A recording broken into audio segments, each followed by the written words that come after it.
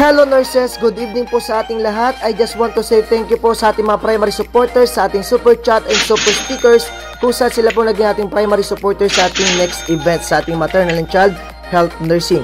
Especially kay Sir Julio Bautista, kay Ma'am Blessy Santos, maraming salamat po sa inyong super chat and super stickers na binigay sa ating nakaraang Palmer booster examination. And to Ma'am Beles Tiope, Ron Pascual, Julio Bautista, Blessy Santos, and Ma'am Sanity Florence. And maraming salamat din po kay Ma'am Sweet Love, Liza Bernal, Lenny Valdez, Shefaw Nogot, Faye Dugan, and kay Ma'am Lenny Valdez, Shefaw Nogot, Faye Dugan, Maria Efleda Andes, and kay Ma'am Joanna Agawin. Again, maraming salamat po sa inyong patuloy na suporta. Ang inyong suporta ay makakatulong para mag-grow po ang ating YouTube channel. So, sa mga gusto naman pong mag-send ng kanyang super chat and super stickers, makikita nyo po yan sa ating live chat section. Ipindot nyo lang po yung ating $sign and tingnan nyo lang po yung ating super chat and super stickers kung ano pong kaya nating ibigay na support. So, maraming salamat po sa lahat na nagbibigay at nagbigay ng ating super chat and super stickers. At ngayong gabi, ang ating ganap ay ang ating Palmer Booster Examination Rationalization, kung saan makikita natin dito ngayon ang ating mga tanong and malalaman natin ang tamang sagot na siyang makakatulong sa ating nalalapit na board exam.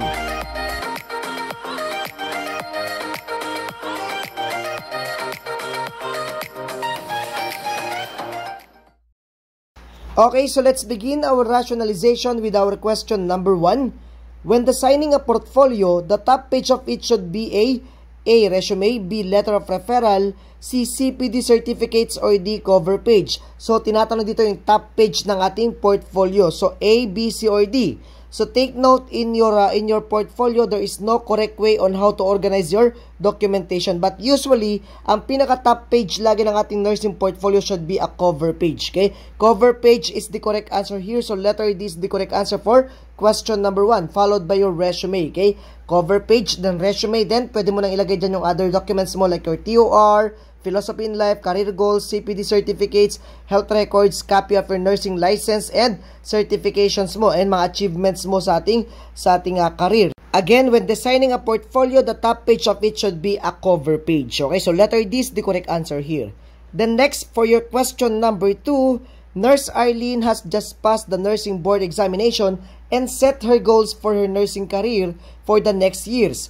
Which of the following can Nurse Arlene adopt to visualize her future? A, Gantt chart, B, decision tree, C, flow chart, or D, decision grid. Okay, so test-taking strategy, may makikita ka ditong opposing choices, okay, or opposing options. So, decision tree at saka decision grid. So, parehas po silang may word na decision, so possible na nasa kanila ang tunay na sagot o yung tamang sagot. So, tanggalin una natin dito yung Gantt chart natin kasi sabi natin sa ating previous lectures na pag sinabi po natin Gantt chart, yung Gantt chart natin ay isang bar graph that will represent your project schedule and it will also help you to track your progress of your task or project. So, hindi Gantt chart yung sagot natin sa ating question number 2. So, mali ang letter A. So, yung letter C naman natin, mali din ang ating letter C kasi it is a visual representation of a step-by-step process of a sequence of a project or operation. So, tandaan nyo, pag flowchart po, pinapakita nyo po dyan yung step-by-step process ng isang proyekto or ng isang process of operation. So, step-by-step, from beginning to end of a project, nandyan yung flowchart. So, mali din ang flowchart na isagot kasi nga, flowchart is a visual representation of the step-by-step process or the sequence of an operation. So, it is also used to develop critical pathways in the healthcare. So, mali ang Gantt chart, mali ang flow chart. So, nasa letter B or letter D ang sagot natin dito. So, keyword, ano daw yung pwedeng i-adapt ni nurse to visualize her future? Is it decision tree or is it a decision grid? So, take note, kapag sinabi nating decision grid allows one to visually examine the alternatives and compare each against the same criteria. Kumbaga, ito yung visual model natin that allows comparison of an apple to an apple. So, hindi po yan yung sagot natin. So, decision grid will allow ones to visually examine the alternatives and compare each against the same criteria. So, hindi yan yung sagot natin, kundi ang isasagot natin ay letter B, okay? So, letter B, decision tree is the correct answer here. Why? Kasi pag sinabi po natin decision tree is an approach to predictive analysis that can help you to make decisions. Most often, decision trees are used to predict future scenarios. So, ginagamit po natin ang ating decision tree para malaman natin kung tama ba yung decision natin. So, ang ginagawa ng ating decision tree dito is it will prevent errors in decision-making process. Okay? So, it prevents errors in decision-making process. So, it will predict the future kung ano bang magiging consequence ng decision na gagawin mo sa ating career, okay? So, the correct answer here is letter B, decision tree and not decision grid, okay? So, B is the correct answer here. Then, next, for question number 3, nurses create a nursing portfolio to help them keep track of their professional, 1, goals, 2, accomplishments, 3, competencies, or 4, skills. So, A, 1, 2, and 3, B, 3 only, C, 1, 2, and 3, and 4, or D, 3, and 4 only. So, take note, nurses creates nursing portfolio to help them keep track of their professional goals, accomplishment, competencies, skills, and para ma-showcase po nila yung kanilang achievements at yung kanilang competence. Okay? So, the best answer here is letter C. So, 1, 2, 3, and 4 po kasi all of these are reasons kung bakit gumagawa ang mga nurses ng nursing portfolio. Again, so it keep tracks of their professional goals, accomplishment, competencies, and skills. So the correct answer in your question number 3 is letter C, 1, 2, 3, and 4. Then next, for question number 4, Nurse Curly is aware that in her personal and professional portfolio, she has to include and keep up to date the following, except A, certificate of CPD attended, B, letter of reference, C, photographs, or D, confidential information from the past employers. Okay? So, nasabi ko na ito sa ating lecture sa ating nursing portfolio. So, take note na yung ating nursing portfolio will help the nurse to track their professional goals, accomplishment, achievements, competencies, and skills. So, pwede mo dito ilagay yung mga certificates ng mga CPD na inatenderan mo, yung letter of reference mo or yung referral natin, and letter C, yung photographs. Yung photographs dito dapat related sa work or yung mga achievements mo or yung mga journals na nagawa mo. So, A, B, and C are included in your nursing portfolio. So, ang hindi included dito is yung letter D, yung mga confidential information from your past employer. So, except po kasi ang hinahanap. So, letter D is the correct answer here. Then next, for question number 5, what is the focus of a nursing portfolio? A, career goals, B, salary expectations, C, professional growth, or D, educational background. So, ang tinatanong dito is yung focus ng nursing portfolio. So, take note, hindi po career goals ang focus ng nursing portfolio, kundi yung ating professional growth. Okay? So, letter C is the correct answer here, not your salary expectation, not your educational background, but your professional growth. Okay? So, all nurses should maintain a portfolio to reflect their professional growth over their career. So, meron po tayong 3 stages of our career. Number 1 stage is the promise stage. So, ito yung pinaka-early stage ng ating career. Yung first 10 years ng iyong practice ay nasa promise stage po yan. Pag nasa 11 to 29 years of experience ka na po, that is the momentum stage of your career. Again, momentum stage is the second phase of the career stage. So, yan yung 11 to 29 years of experience ka na. And, number 3 stage of our career is the harvest stage. So, mag-harvest ka na. So, harvest stage is the 30 to 40 years of your experience. So, ang tawag mo na dyan kapag meron ka ng 30 to 40 years experience is prime experience ka na. At kapag more than 40 years ka nang nagpa-practice, ang tawag na sa'yo is legacy clinician ka. Okay? So again, so we have our 3 stages of our career: promise stage, momentum stage, and the harvest stage. So yun po yung ating 3 stages of career. For the first 10 years of your practice, yan ay promise stage. Tapos yung 11 to 29 years of experience mo, momentum stage po yan ng career. And kapag 30 to 40 years of experience ka na, that is the harvest stage of your career. Okay? So that is your career stages. Then next, for question number 6, one area of the professional portfolio is to indicate one's philosophy of life. Which of the following workplace values should Nurse Curly consider as not favorable to be written in her portfolio? So not to be written in the portfolio. A, customer service based on acceptance, empathy, and selfless duty. Pasok yan. Isusulat mo yan sa ating portfolio. B, time and compensation limiting her pursuit of excellence in her job. C, commitment to continual lifelong and self-directed learning. Or D, challenges which can lead to growth, responsibility, and accountability. So, A, C, and D should be included in your portfolio. Yung letter B ay hindi. So, time and compensation limiting her pursuit of excellence in her job should not be written in her portfolio. So, B is the correct answer for your question number 6. Then next, question number 7. The basic contents of a letter of application are except A, biodata, B, position applying for, C, references, or D, qualifications. So, ang tinatanong dito yung hindi kasali sa ating cover letter or sa ating application letter. Okay? So, take note kapag gagawa po tayo ng ating application letter, yung ating part dyan is number 1 is the return address. Okay? Number 1, return address. Number 2, letter address.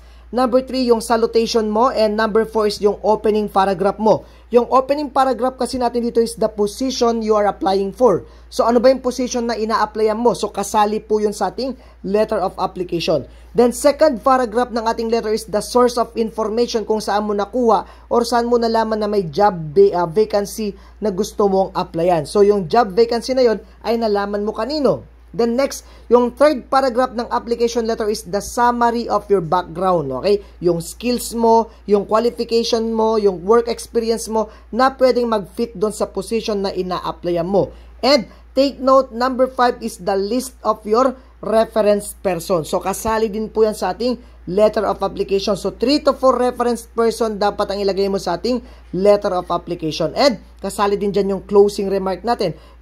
Closing letter. So, give them a time to call. So, the request for interview. So, pasok din po yun. Then, signature and enclosure na. So, ibig sabihin yan, ang hindi kasali dyan is yung ating biodata. So, letter A is the correct answer. So, yung biodata ay nakaseparate po yan or yung resume ay nakaseparate sa ating cover letter or sa ating application letter. So, letter A is the correct answer here. Then next, for question number 8, in writing a letter of application for a job, which comes first in the body of the letter? So, the body of the letter. So, A, qualifications, B, references, C, purpose of the letter, or D, request for personal interview. Okay? So, syempre, tanggalin na natin agad yung letter D kasi sabi ko kanina, yung ating request for personal interview is nasa pinakahuli, pinakababang part ng ating letter of application. So, kapag gagawa ka ng application letter or cover letter, after ng salutation natin, dapat ang opening paragraph mo is kung ano yung posisyon na ina-applyan mo. Yung interest mo na nag-a-apply, okay? Then, second na paragraph na yung source of information, kung kanino mo nalaman na may job vacancy, okay? Kung kanino mo nalaman kung may job vacancy na gusto mong i-fill. And yung third paragraph natin, yan na yung mga summary of your background like your skills, qualifications, and your work experiences. And pangapat is yung ating reference persons. So, the correct answer in your question number 8 is letter C. The purpose of the letter should becomes first in the body of the letter. So, letter C is the correct answer for question number 8. Then next, question number 9. The following persons may be your references when applying for a job, except A, former employers, B. Barangay captain, C. Relatives, or D. Former teachers. Okay? So take note, sabi ko kanina, kapag gagawa ka ng application letter, kailangan mo maglagay dyan ng 3 to 4 reference person. And dapat yung mga reference person natin, nandun yung kanilang complete name, address, at yung position. And dapat kilala kanila. Okay? So, pwede mo ilagay dyan yung ating former dean, yung ating mga CI, yung ating employer dati, barangay captain, or yung ating mga mayor. Basta kilala kanila. Pero hindi mo pwedeng ilagay dito yung mga relatives mo or mga kamag-anak mo or kapamilya mo. Okay? So, the correct answer here is letter C. Relatives ang hindi dapat ilagay sa ating reference persons. Okay? So, letter C is the correct answer for question number 9. Then next, question number 10. Jessica is a registered nurse, has signed a contract for 2 years in a medical center. A recruitment agency has offered her a fat salary for foreign employment. So if you are in the position of Jessica, what should you do? A. Discuss your plans with your parents. B. Accept her recruitment offer and go on absence without official leave. C. Write a letter of resignation to your employer 30 days before leaving. Or D. Accept the recruiter's offer and give an excuse to employer on behalf of her sick mother. So ano daw dito yung pinaka-ethical na gagawin mo, Nurse Jessica? Kung ikaw si Nurse Jessica, anong gagawin mo? So letter C is the correct answer. So wag kakalimutan na mag-submit ng letter of resignation 30 days notice bago yung effectivity. So letter C is the correct answer. Mas ethical po yan na gagawin ng nurse na aalis sa kanyang trabaho. So, write a letter of resignation to your employer 30 days before leaving. So, napaka-obvious po ng sagot. Then, next, for question number 11, Nurse Tricia is processing her papers going to Australia. She discusses her plan to the Human Resource Department of the hospital where she works before leaving. Nurse Tricia illustrates A. Non-maleficence, B. Beneficence, C. Fidelity, or D. Autonomy. So, tanggal yung autonomy kasi pag sinabi natin autonomy, that is related sa ating mga decision-making or mga self-determination actions. Okay? So, letter A, non-maleficence, tanggal din yan kasi non-maleficence is the ethical principle to do no harm. And beneficence is to do good, ethical principle. So, the correct answer here is letter C, fidelity. Fidelity shows loyalty or faithfulness of Nurse Tricia. Okay, so despite na siya aalis na, nagpaalam pa rin siya at nag-discuss pa rin ng plano papuntang Australia. So, that is a sign of fidelity. And Nurse Tricia here also illustrates the virtue of veracity. So, fidelity and veracity, nagsabi siya ng totoo. So, ibig sabihin niyan, loyal pa rin siya kahit aalis siya kasi nagsabi siya ng totoo. So, letter C is the correct answer here. Then next, for question number 12, in conducting qualitative research, a nurse should follow the logical reasoning process termed as which of the following? A. Deductive, B. Intuition, C. Causal, or D. Inductive. Again, so makikita dito sa ating question number 12, ang kinakandak ni study ni nurse ay qualitative research. So, meron ulit tayo ditong opposing options. So, deductive and inductive. So, tanggal na yung B, tanggal na yung C kasi isa sa A or D ang tamang sagot dito. So, in your question number 12, since ang kinakandak ni nurse is qualitative research uses your inductive reasoning process. So, letter D is the correct answer for question number 12. Letter D po yan, as in dog. So, generally, kapag sinabi natin qualitative research, it uses inductive reasoning from data or observation. So, the goal of your qualitative research is to formulate hypothesis. Okay? The goal is hypothesis formulation. So, ang ating qualitative research ay galing po sa mga descriptive variables natin which involve data in forms of words, pictures, description, or narrative. Tandaan nyo po yan. So, pag sinabi natin qualitative data, more on words, pictures, description, or narrative forms po yung ating mga variables dito. So, again, so pag sinabi natin qualitative research, it generally uses inductive reasoning from data or observation. So, the goal here is for hypothesis formulation. So, it uses words, pictures, description, or narrative forms. And pag sinabi naman natin quantitative research generally uses deductive reasoning from theory and hypothesis. So, deductive reasoning kapag quantitative. So, the major function of your quantitative is to test or prove existing theory or hypothesis. So, the goal here is for verification. So, pag sinabi natin quantitative research, it is measurable. So, quantifiable variables po yan kasi meron tayo dyang numbers,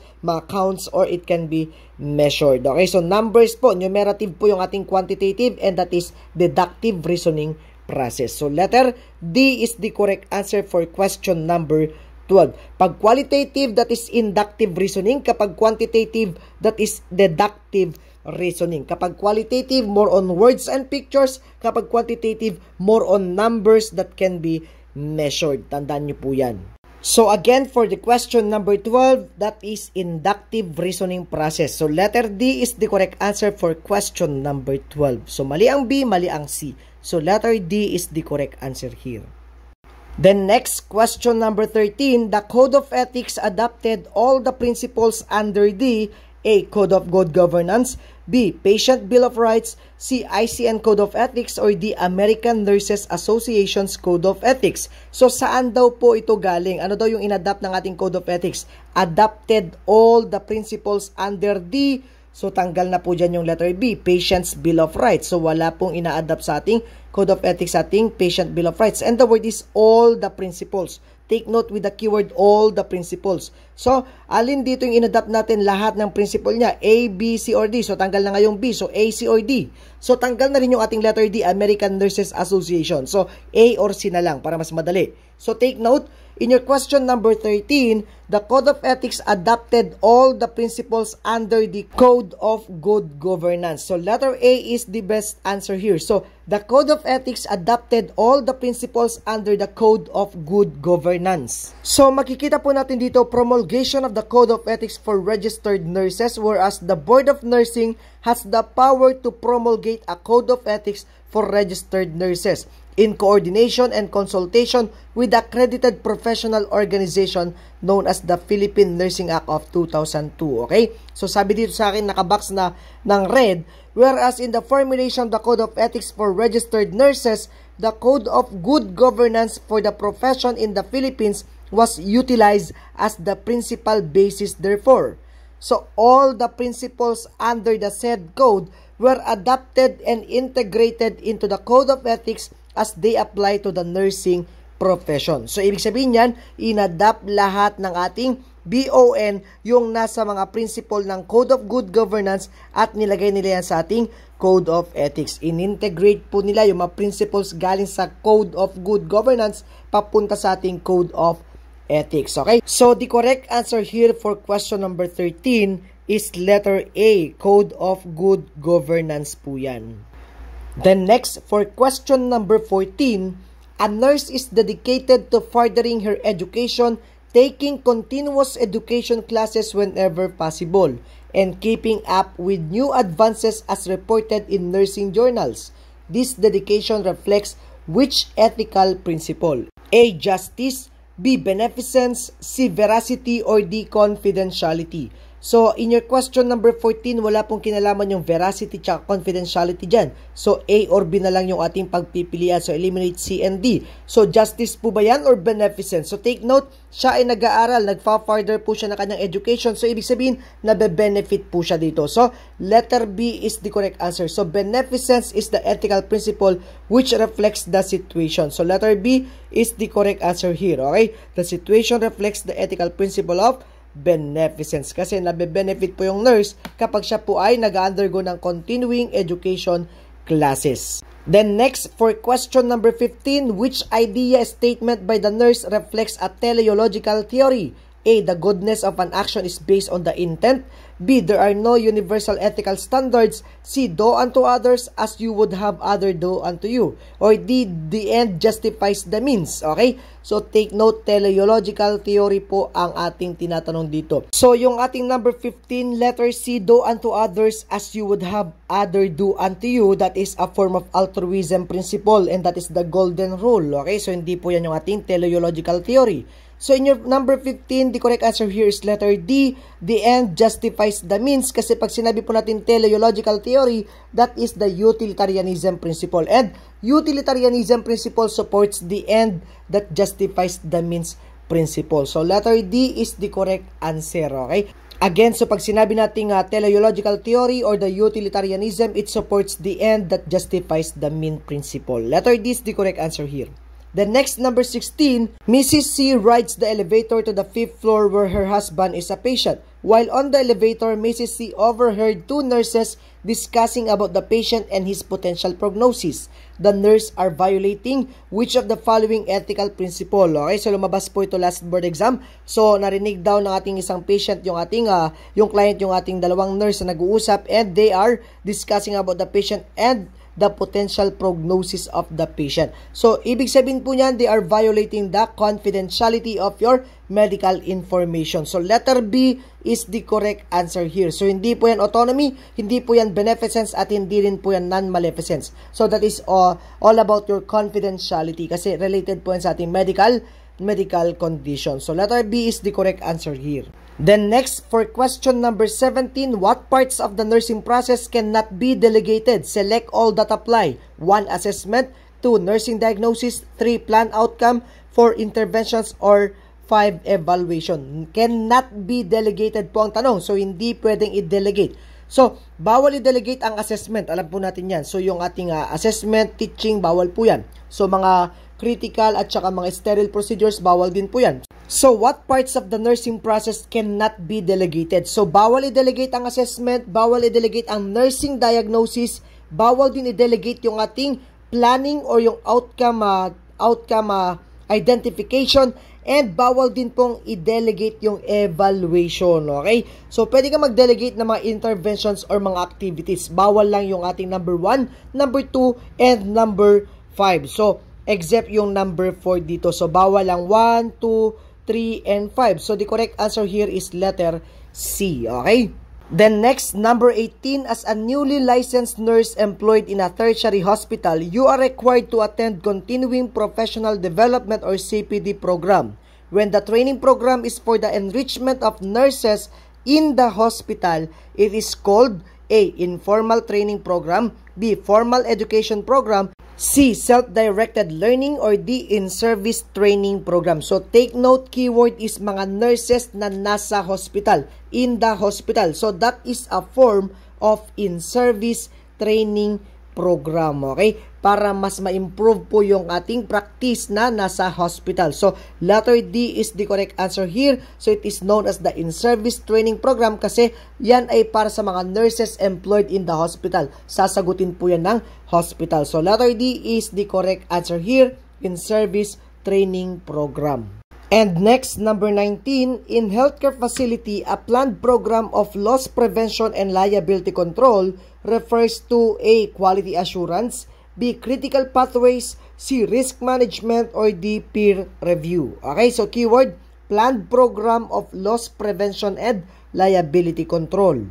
So, if we say quality assurance refers to all the processes a laboratory takes to ensure quality in a test result. So, quality assurance nga. So, that is to ensure quality in test results in a laboratory. So, sa ating critical pathways naman, yung ating nasa letter B option, it is a clinical management tool that will help the medical care providers to coordinate the delivery of patient care for a particular case type or condition. So, hindi rin yan yung ating hinahanap na tamang sagot. So, letter C is the correct answer. Why? Kasi pag sinabi po nating risk management, it refers to the techniques that reduce the frequency and severity of losses and also the liability. Okay? Kaya nga siya tinawag na loss control. Okay? It is also known as the loss control or the risk management process. And for letter D, peer review. So, it is the assessment of others in the same field to ensure that published research is of high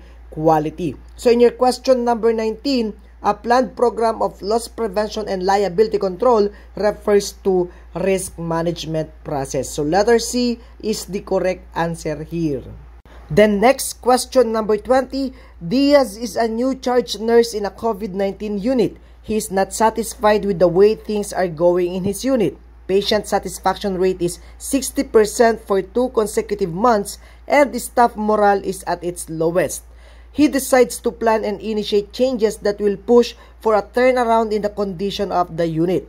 Which of the following actions is a priority for Diaz? A. Call for a staff meeting and take this up in the agenda. B. Seek help from her manager. C. Develop a strategic action on how to deal with these concerns. Or D. Ignore the issues since these will be resolved naturally. Okay? So, alin daw dito ang pinaka-priority action ni Nurse Diaz. Okay? So, A, B, C, or D. So, the correct answer here is letter A, to call for a staff meeting and take this up in the agenda. Why? Letter A is the correct answer because this will allow for the participation of every staff in the unit. If they contribute to the solutions of the problem, they will own the solutions. Hence, the chance for compliance would be greater. So, the best and the priority action of Nurse Diaz in your question number 20 is letter A, to call for a staff meeting and take this up in the agenda. Okay? So, letter A po ang sagot natin sa ating question number 20. Okay? So, call for staff meeting and take this up in the agenda. And next, number 21, he knows that there are external forces that influence changes in his unit. Which of the following is not an external force? So, lumabas lamang po ito last board exam. So, A, memo from the CEO to cut down on electrical consumption. B, demands of the labor sector to increase wages. C, low morale of the staff in his unit. Or letter D, exacting regulatory and accreditation standards. So, which of the following is not an external force? So, ang tinatanong is yung hindi external force. So, A, B, and D are external force that will affect changes in his unit. Yung letter C ay hindi po yan external force. The low morale of staff in his unit is an internal force. So, that is an internal force. So, that is the correct answer. Kasi A, B, and D are external forces. Letter C is an internal force. So, letter C is the correct answer for question number 21. Okay? So, letter C po ang sagot dyan. Okay? Number 22, after discussing the possible effects of the low patient satisfaction rate, the staff started to list down possible strategies to solve the problems head-on. Should they decide to vote on the best change strategy, which of the following strategies is referred to this? So, take note, lumabas din lang po yan last board exam. So, number 22, lumabas din po yan last board exam. So, ano daw yung pinaka-best change strategy dyan? Okay? A, B, C, or D? Collaboration, majority rule, dominance, or compromise? So, in your question number 22, if they decide to vote on the best change strategy, ang tawag po natin sa strategy ginagawa nila is majority rule strategy. So, ang majority rule kasi, it involves dividing the house and the highest vote wins. So, letter B is the correct answer here. So, majority rule po ang ginagawa nila kapag may botohang nagaganap. Okay? So, B is the correct answer. Kung sino mas mataas na boto, siya ang mas nananalo. So, letter B. Then next, question number 23, one staff suggests that they review the pattern of nursing care that they are using, which is described as A, job description, B, system used to deliver care, C, manual of procedure, or D, rules to be followed. So, in your question number 23, the correct answer here is letter B. It is a system used to deliver care, okay? A system used to deliver care in the 70s, it was termed as the methods of patient assessment. And then in the early 80s, it was called modalities of patient care. Then patterns of nursing care in the 90s until recently, authors called it as nursing care system, okay? So, letter B is the correct answer here. It is the system used to deliver care. Okay, so number 23, one staff suggests that they review the pattern of nursing care. So, pattern of nursing care is described as the system used to deliver care. So, B is the correct answer here. So, yan yung mga tinatawag natin na modalities of nursing care at tinawag na po siyang pattern of nursing care. So, that is the system used to deliver care. Yan yung mga functional, team nursing, the case method nursing, or the total care nursing. So, letter B is the correct answer. System used to deliver care.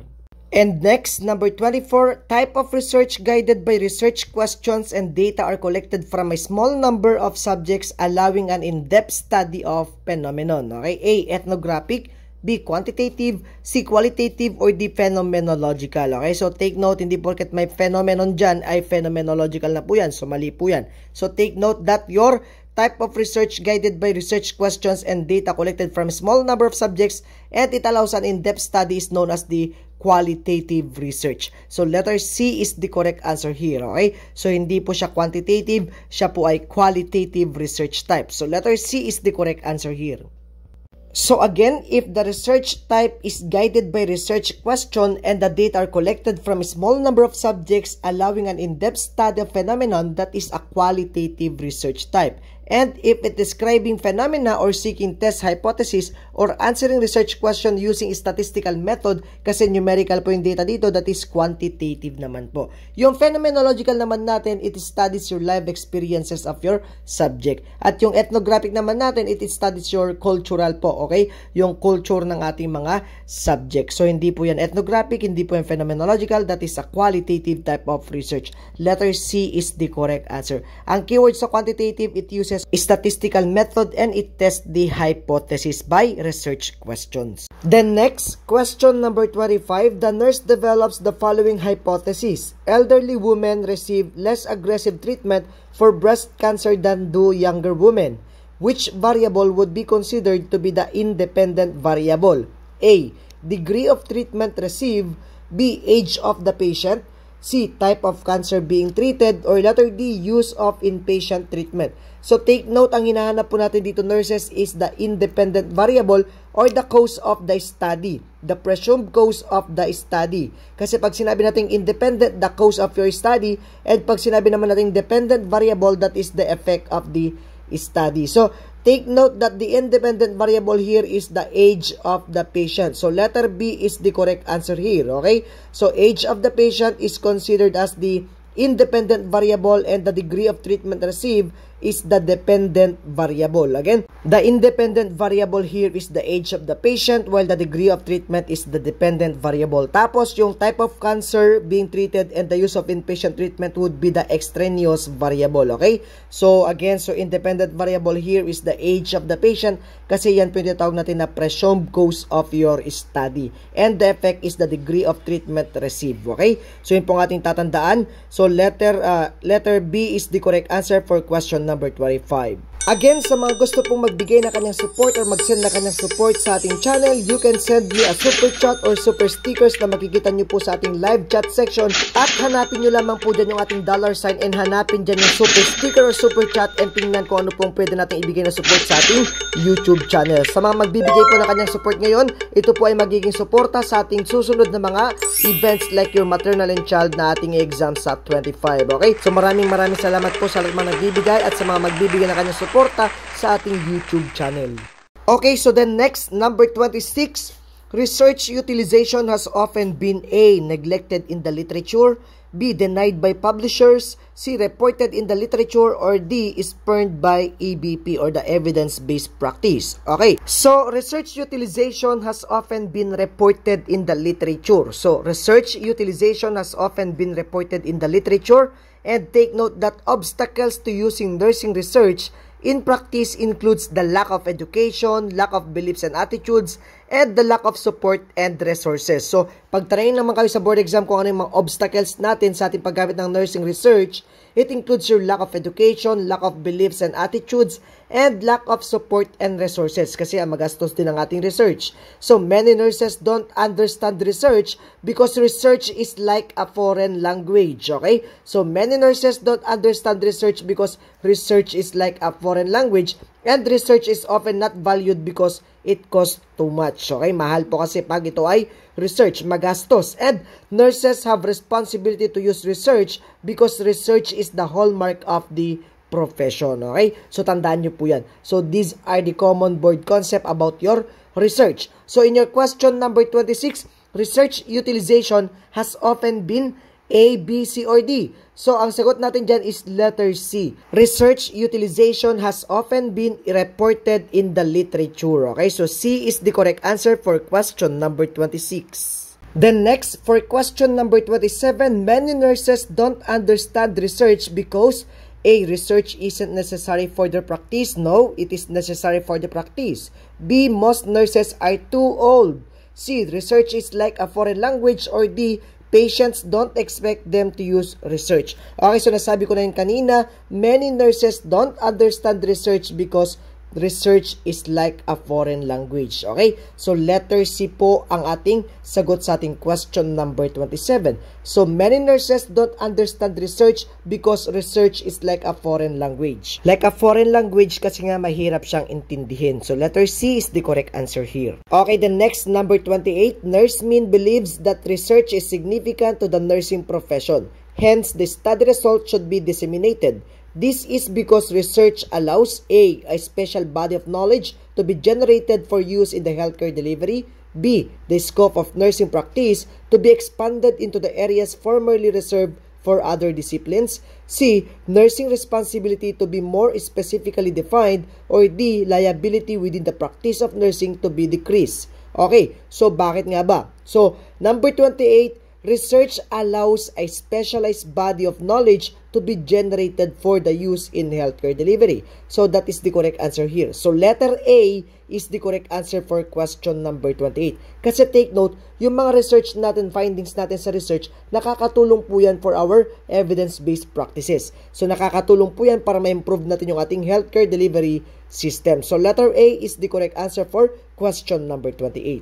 Then next, for question number 29, the lecturer reminded the committee members that bias is an influence that distorts study results. In quantitative research, which will eliminate bias? So, which will eliminate bias? A. Trustworthiness.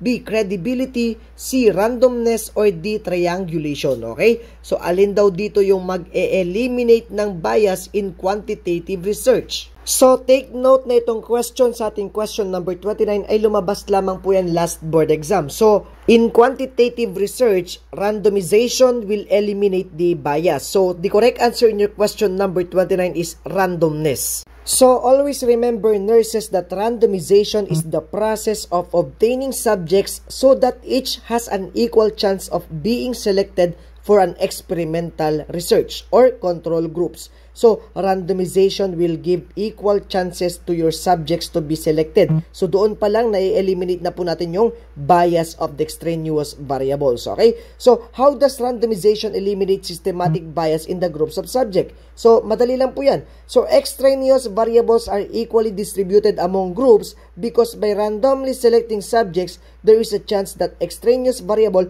are equally distributed among groups and will have an equal effect on the dependent variable. So, therefore, na-eliminate natin dun yung bias. And take note also, lumalabas din lagi ito sa board exam, triangulation. Pag sinabi naman po natin kasing triangulation, triangulation involves the use of different approaches to the gathering of data in a single study in order to improve the trustworthiness of the conclusion. Okay, so that is the triangulation, the use of different approach to data gathering. Okay, so in your question number 29, in quantitative research, which will eliminate bias, the correct answer here is letter C, randomness or randomization. So, lumalabas po yan sa board exam at kakalabas lamang po yan nung last board exam. So, letter C is the correct answer here.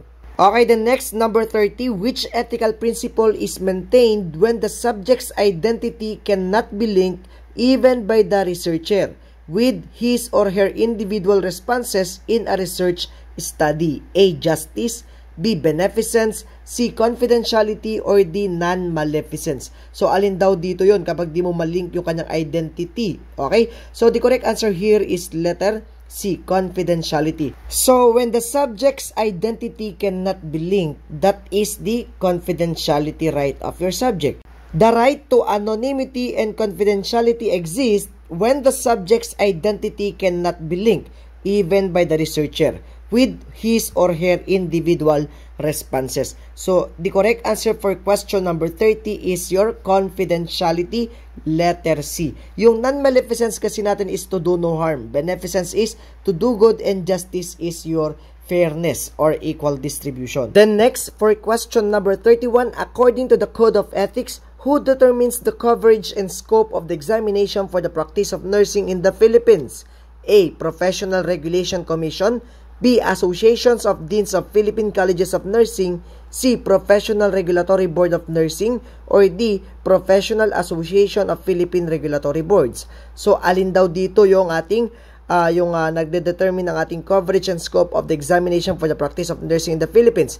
A, B, C, or D? So, take note, pursuant to the Article 4, Section 14 of the RA 9173, the Philippine Regulatory Board of Nursing or the Professional Regulatory Board of Nursing determines the coverage and scope of the licensure examination. And take note, sila din po ang may authority to revoke and suspend your certificate of registration. Again, ang nagbibigay po ng board exam ay yung ating PRBON or yung ating Professional Regulatory Board of Nursing. So, the correct answer here is letter C, PRBON or the Professional Regulatory Board of Nursing. Tandaan nyo po yan. So, PRBON or the Board of Nursing po ang nagkakandak ng licensure exam. Siya din po ang nagdedetermine ng coverage and scope ng ating licensure examination.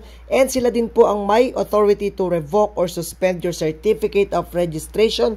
And sila din po yung nag-promulgate ng ating Code of Ethics for Professional Filipino Nurses. So, letter C is the correct answer here.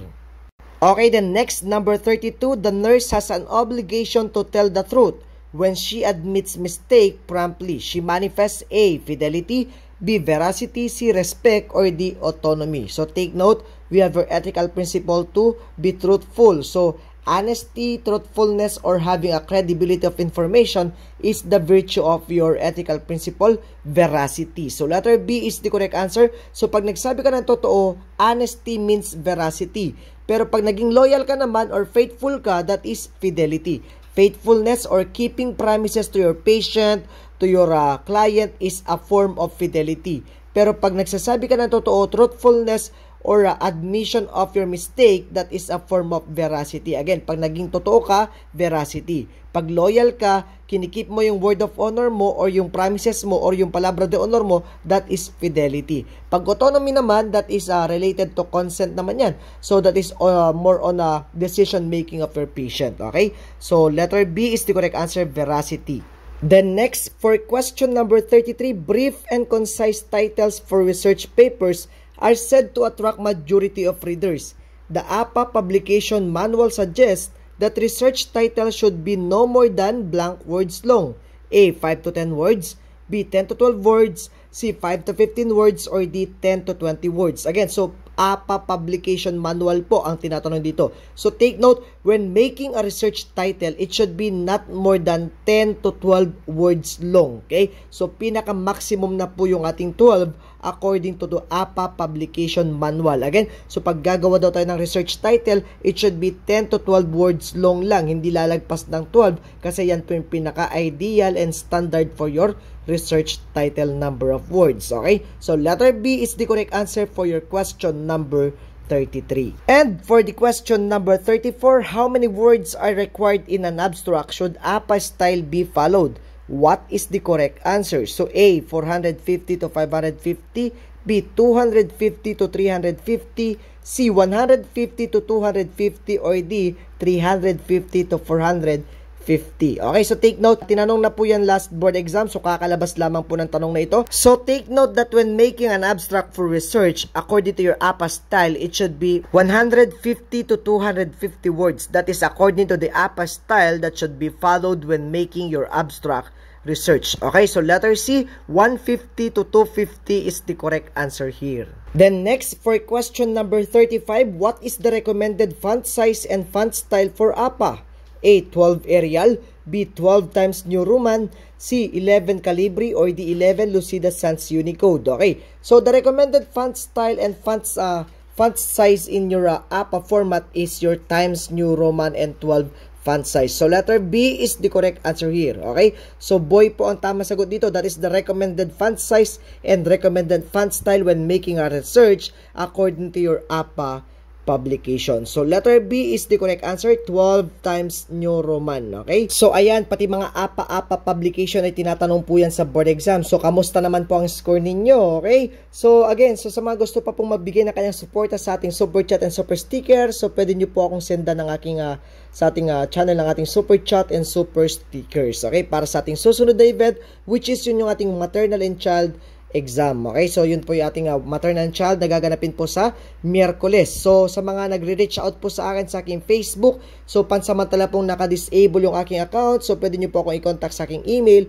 or sa aking Telegram. Okay, so yun po yun. So again, so matutuloy po yung ating exam sa ating maternal and child sa darating na Miyerkules or August 25. So kita-kits po ulit tayo sa August 25 kasi meron po tayong sasagutan doon na maternal and child common board questions. Then next, for question number 36, as an individual, which of the following is an internal variable affecting health status, belief, or practices? A, genetics, B. Socioeconomic status, C. Family structure, or D. Living situation. So take note, kakalabas lang din po yan sa board exam. So internal variable po ang tinatanong dito, kung ano daw yung internal variable that will affect health status, belief, or practices of an individual. So pag sinabi natin internal variable, yan po yung genetics natin. Kasi yung B, C, and D are all external variable. So letter A is the correct answer here. Kasi pag sinabi po nating internal variables that will affect the health status, beliefs, or practices of an individual, yan po yung biologic dimensions, psychological dimension, and the cognitive dimension. So, nandyan yung ating biologic dimension, and that is the genetics. At yan po yung sagot natin. So, meron din tayong external variables that will affect the health status, beliefs, or practices of an individual. So, yan naman po yung environment, standards of living, family and cultural beliefs, and the social support network. So the correct answer here is letter A. It is the genetic. Okay? Then next, for question number 37, a part of Nurse Bell's orientation upon admission is presenting the patient bills of rights. When Nurse Bell requests the parents to sign the admission form, which of the following patient's bill of rights is referred to? A. Right to be informed of his rights and responsibilities as patient. B. Right to be informed consent. Or C. Right to information. Or D. Right to privacy and confidentiality. Okay? So, anong right po yan? Yung ating patient bill of right kapag nag-request ka ng pag-sign ng admission form. So, admission form is the right to inform consent. So, letter B is the correct answer here. Kasi nga, bawat procedure and during your admission, meron po tayong pinapapirman dyan na informed consent. So, letter B is the correct answer here. Okay? So, always remember, pagdating sa ating informed consent, ang tatandaan nyo lang dito na keyword natin or mnemonics is the consent mnemonic. So, letter C, consent is secured upon admission. Okay? And letter O, observe autonomy principle. Kasi dapat hindi po nako-coerce yung ating patient. Dapat voluntary po yung ating consent dito. And yung patient natin ay meron siyang right to refuse. And letter N, no coercion because consent should be voluntary. So, you must observe the autonomy principle. And letter S, signature is the proof of consent. Pero kapag meron tayong i-reiterate na patient or client, pwede po tayong maglagay doon ng X as a proof of your signature sa kanilang signature line. Okay? So, X po yung ating proof doon, hindi po yung ating thumb mark. Okay? The next letter E, explain the nature, risk, benefit, alternative, and material, any, and prognosis. So, i-explain mo lahat. Full disclosure ang ating gagawin. And letter N, no consent is necessary in emergency situation or mga near-death situations. Okay? Kasi kapag mga emergency situations, automatic na po yan na implied yung consent natin dito. And for letter T, the patient himself or herself will sign the consent unless if she or he is minor or mentally ill. So, dyan napapasok yung ating mga parents, guardians, mga sister, mga brother niya or mga relatives niya or the physician kapag yun yung pinaka-available na immediate para sa pagpirma ng ating informed consent. Okay? So, always remember the consent mnemonics for your informed consent. So, again, sa mga hindi nakasabay sa ating question number 37, the correct answer here is the right to informed consent. So, letter B is the correct answer for question number 37. And number 38, in signing the admission form, which of the following persons may sign the document in the order of priority? Number 1, either parent. Number 2, second-degree relative. Number 3, brother or sister of legal age. Or number 4, legal guardian. So, alin daw dito yung pagkakasunod-sunod na mapipirma sa ating informed consent. So, according to the Philippine Patient Bill of Rights under the informed consent section, informed consent shall be obtained from the patient concerned if he is of legal age and of sound mind. So, in case the patient is incapable of giving consent and a third-party consent is required, the following persons in the order of priority is stated here under may give the consent. Number 1, spouse, kung may asawa na siya. Number 2, son or daughter of legal age. Number 3, either parents. Number 4, brother or sister of legal age. Or number 5, guardian. So, nauna po yung spouse at pangalawa yung mga anak niya or yung mga anak niya nasa legal age kung may mga anak at asawa na siya. Pero kung siya ay minor pa or mga binata pa, so mauna dyan yung parent, then guardian, then yung ating relative. Okay? Again, ulitin ko, kapag yung ating patient is may asawa at may mga anak na, mauna po yung ating consent sa kanyang asawa, then sa kanyang anak na babae or lalaki na nasa legal age na. Then kapag ito naman ay minor or kapag wala pang asawa, so kukunin mo una yung consent sa parent, either parent, Then next, yung kuya niya or yung ate na mas nakakatanda sa kanya or nasa legal age na. Then yung guardian kung wala siyang magulang or wala siyang mga kapatid. Okay, so yun pong ating tatandaan, yung pag-secure ng ating consent. And nakasaad din sa ating informed consent section sa ating Patient Bill of Rights that if a patient is a minor, consent shall be obtained from his parents or legal guardian. So, if next of kin, parents of legal guardian refuse to give consent to a medical or surgical procedure necessary to save the life or limb of a minor or a patient is incapable of giving consent, courts, upon the petition of the physician or any person interested in the welfare of the patient in summary proceeding may issue an order giving consent. So, kapag nag-refuse daw yung nanay or tatay or legal guardian niya, so pwede yung next kin niya or relatives. At kapag nag-refuse din or wala ang mga next kin or relative niya, pwede pong mag-petition yung doctor or yung surgeon para mapag-undergoan po natin yung ating procedure for the general welfare of the patient. So, pwede rin mag-decision yung ating physician, and that is the paternalism principle. Okay, tandaan nyo yan. Kapag surgeon na or physician na ang pumirma para sa gagawing procedure kasi alam niya na yun ang makakabuti sa patient, that is observance of your paternalism principle at lumalabas din po yun sa board exam. So, dito sa ating question number 38, in signing the admission form, ang ating order of priority is number 1, then number 3, then number 4, and number 2. So, 1, 3, 4, and 2. So, mauuna pa rin dyan yung ating parents. Then, number 2 is your brother or sister of legal age. Then, number 3 is your legal guardian. And last, yung ating second degree relative. Kaya, 1, 3, 4, and 2 po yung ating sagot sa ating question number 38. Okay?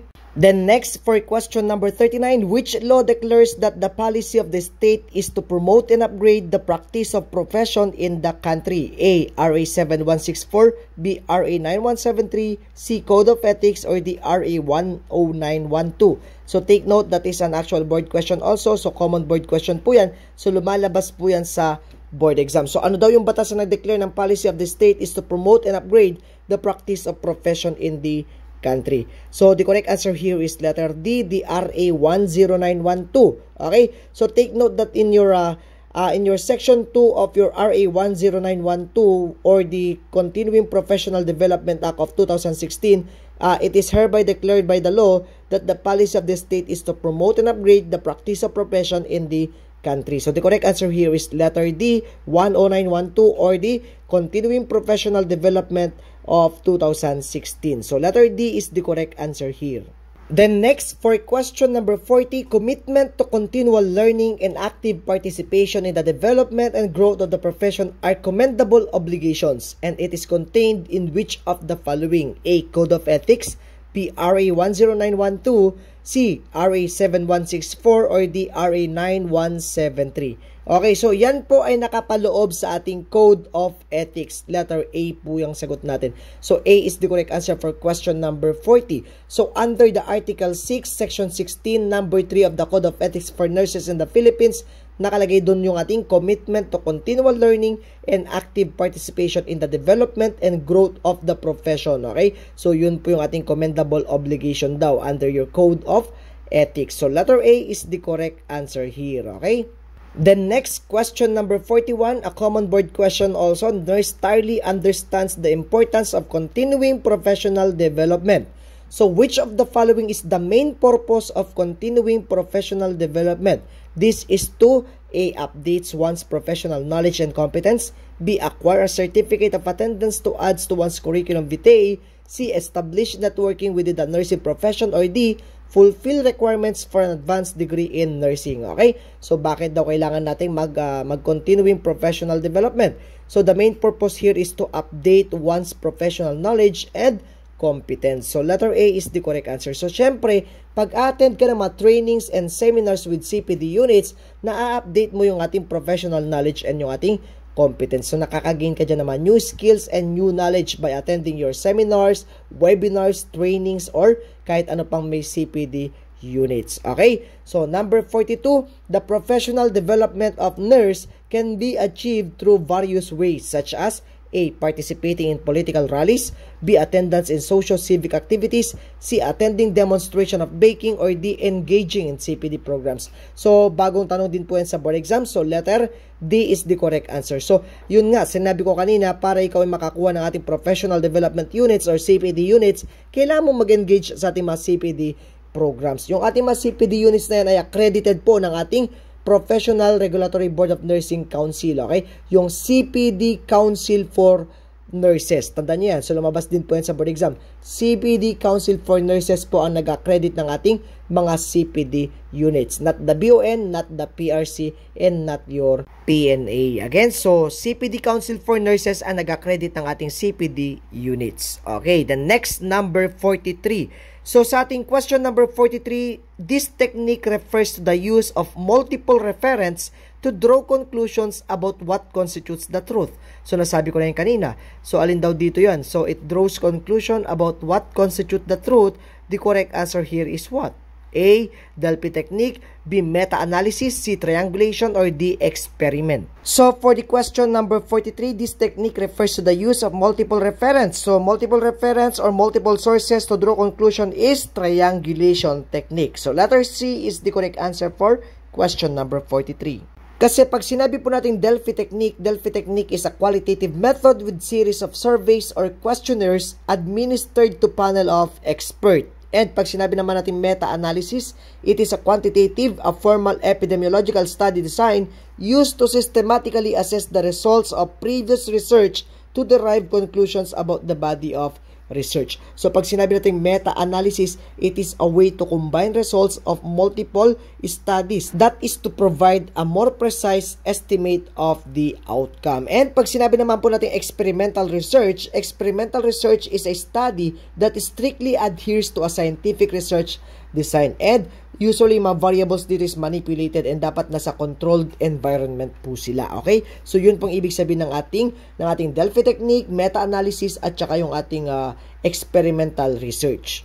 And the next, for question number 44, Mrs. Grelen, 79 years old, is suffering from dementia and demonstrates unruly behavior.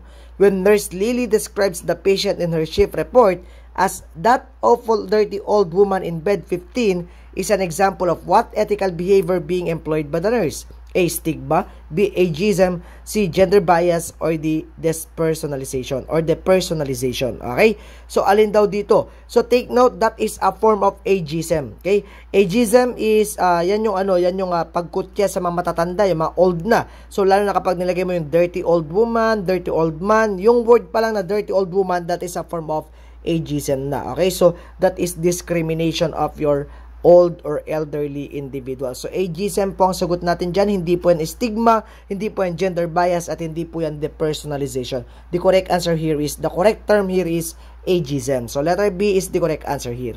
Then next, for question number 45, in qualitative research, the actual analysis of data begins with A. Search for themes. B. Validation of thematic analysis. C. Weave the thematic strands together. Or D. Quasi-statistics. Okay?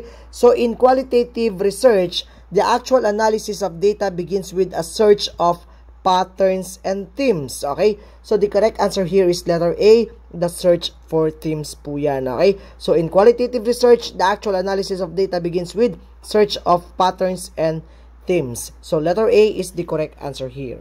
Then next, for question number 46, which of the following ethical principle was not articulated in the Belmont report? A. Beneficence.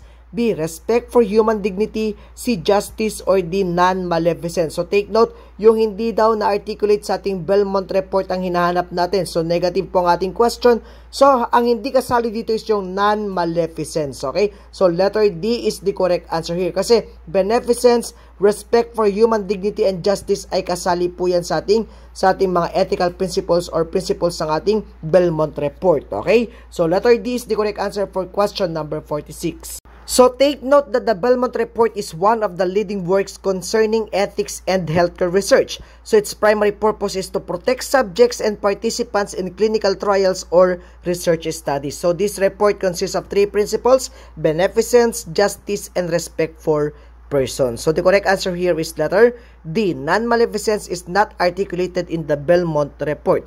So letter D is the correct answer for question number 46. Then next, for question number 47, which of the following procedures ensures that the nurse has fully described to prospective subjects the nature of the study and the subject's rights? A. Debriefing. B. Full disclosure. C. Informed consent. Or D. Covert data collection. So, keyword, fully describe. Okay, so fully describe to prospective subjects the nature of the study. So, pag fully describe naman ang prospective and subject of the nature of the study, that is a full disclosure of the study. So, letter B is the correct answer for your question number 47. Okay? So, fully describe, full disclosure po yan. Letter B is the correct answer here. Then next, for question number 48, regardless of the significance of the study, the feasibility of the study needs to be considered. Which of the following is considered a priority? A. Availability of research subject. B. Budgetary allocation. C. Time frame. Or D. Experience of the researcher. Okay? So, considered a priority in terms of feasibility of the study. So, it should be considering your availability of your research subject. So, letter A is the most important. Tandaan niyo po yan. So, the availability of your research subject or your respondent is the most important criteria. Okay? So, it is the most important criteria to be considered by the researcher in determining whether the study is feasible or not. Kasi, kahit na maganda yung ating study, kung wala naman tayong available na mga subject or respondent, hindi matutuloy at hindi magpupush through yung ating study. So, the most important here or the priority here should be letter A, the availability of your research subject. So, A is the correct answer here. And last two questions na po tayo. Question number 49, Nurse Sally organized a core group to conduct a study on the caring behavior of the staff nurses and satisfaction of women with ostomy. So, bagong tanong lamang po yan. So, kakalabas lang po yan sa board exam. So, based on the research statement, what is the independent variable in the study? Independent variable again. So, pag sinabi natin independent variable, that is the cause of the effect. So, ano ba yung cause dyan? The cause here is the caring behavior of the staff nurses. Yung caring behavior nila, nag-cause ng effect. Anong effect niya? Satisfaction ng mga babaeng may ostomy. So, caring behavior is the independent variable. Satisfaction is the dependent variable or yung epekto ng caring behavior. Okay? So, the correct answer in your question number 49 is letter B, caring behavior as your cause of your study. And kapag sinabi naman natin satisfaction, that is the effect or the dependent variable of the study. So, for question number 50, what is the dependent variable in the study? The dependent variable is the degree of satisfaction. Okay? So, yung degree of satisfaction ng mga women with ostomy. So, letter C is the correct answer for question number 50. Okay? So, again, so number 49, ang independent variable natin is yung caring behavior ng nurse. Then, number 50, ang dependent variable naman natin dito is yung degree of satisfaction of your patient or your women with ostomy. Okay, so letter C is the correct answer for question number 50. So, ayan na nga, yun yung ating 50 items Palmar question. So, yan po yung mga common board questions. So, wag nyo pong wawalain yung mga tanong na yan kasi baka possible na ulit-ulitin po yan na ilabas sa ating board exam. Okay? At kung nagustuhan nyo po yung ating Palmar questions at ating rationalization, paki-comment po sa baba ang nakuha nyong score at kung ano masasabi nyo sa ating Palmar board questions or mga common board questions. And thank you nga rin po pala sa mga nagbigay ng ating super chat and super stickers tonight. Sila po ang ating mga sponsors sa ating next event sa ating maternal and child health nursing na gaganapin sa alas 8 ng August 25 po yan. Okay? So sa August 25, kita-kits ulit tayo sa ating maternal and child health nursing. So marami-rami rin po kayong malalaman doon at matututunan. So wag na wag niyo pong kakalimutang umattend sa ating MCN booster exam. Okay? At kung natuwa po kayo sa ating Palmer booster exam, don't forget to like and share and write your comment below kasi nagbabasa rin po ako ng comment ninyo at gusto ko rin malaman kung ano po mga side ninyo or kung ano po mga natutunan ninyo sa ating mga content sa ating YouTube channel. So maraming salamat po sa lahat ng mga nag-attend ngayong gabi. Kita-kits po ulit tayo sa ating susunod na mga events.